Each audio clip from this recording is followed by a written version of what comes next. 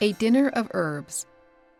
In an article published in American Agriculturist, Dora M. Morell says, "There is an inference that a dinner of herbs is rather a poor thing, one not to be chosen as a pleasure. Perhaps it might be if it came daily, but for once in a while, try this, which I am going to tell you. To prepare a dinner of herbs in its best estate, you should have a bed of seasonings such as our grandmothers had in their gardens, rows of sage, of spicy mint, sweet marjoram, summer savory, fragrant thyme, tarragon, chives, and parsley. To these we may add, if we take herbs in the scriptural sense, nasturtium, and that toothsome esculent, the onion, as well as lettuce. If you wish a dinner of herbs, and have not the fresh, the dried will serve, but parsley and mint you can get at most times in the markets or in country gardens, where they often grow wild. Do you know, my sister housewife, that if you were to have a barrel sawed in half, filled with good soil, some holes made in the side, and then placed the prepared half barrel in the sun, you could have an herb garden of your own the year through, even if you live in a city flat? In the holes at the sides, you can plant parsley, and it will grow to cover the barrel, so that you have a bank of green to look upon. On the top of the half barrel, plant your mint, sage, thyme, and tarragon. Thyme is so pleasing a plant in appearance and fragrance that you may acceptably give it a place among those you have in your window for ornament. The Belgians make a parsley soup that might begin your dinner, or rather your luncheon. For the soup, thicken flour and butter together as for drawn butter sauce, and when properly cooked, thin to soup consistency with milk. Flavor with onion juice, salt, and pepper. Just before serving, add enough parsley cut in tiny bits to color the soup green. Serve croutons with this. For the next course, choose an omelette with fine herbs. Any cookbook will give the directions for making the omelette, and all that will be necessary more than the book directs is to have added to it minced thyme, tarragon, and chives before folding, or they may be stirred into the omelette before cooking.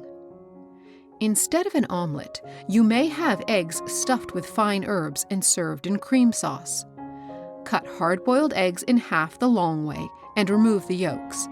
Mash and season these, adding the herbs as finely minced as possible. Shape again like yolks and return to the whites. Cover with a hot cream sauce and serve before it cools. Both of these dishes may be garnished with shredded parsley over the top. With this, serve a dish of potatoes scalloped with onion. Prepare by placing in alternate layers the two vegetables. Season well with salt, pepper, and butter, and then add milk even with the top layer. This dish is quite hearty and makes a good supper dish of itself. Of course, you will not have a meal of this kind without salad. For this, try a mixture of nasturtium leaves and blossoms, tarragon, chives, mint, thyme, and the small leaves of the lettuce, adding any other green leaves of the spicy kind which you find to taste good.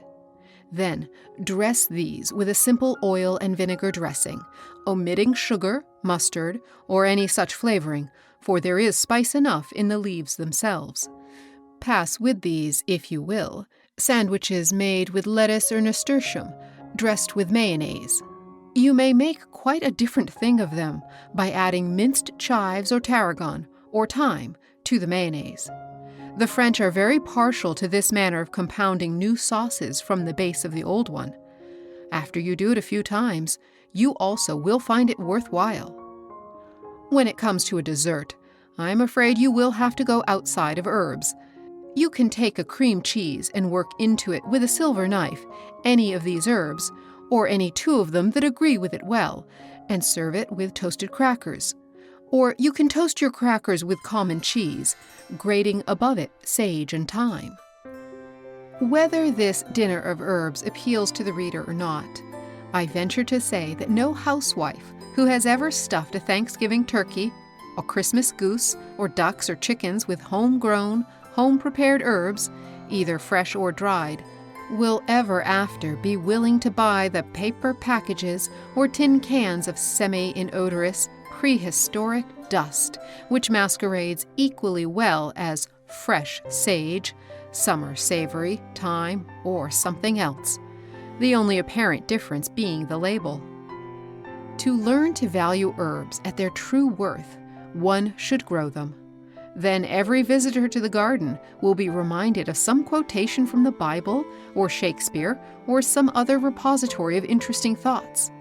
For since herbs have been loved as long as the race has lived on the earth, literature is full of references to facts and fancies concerning them.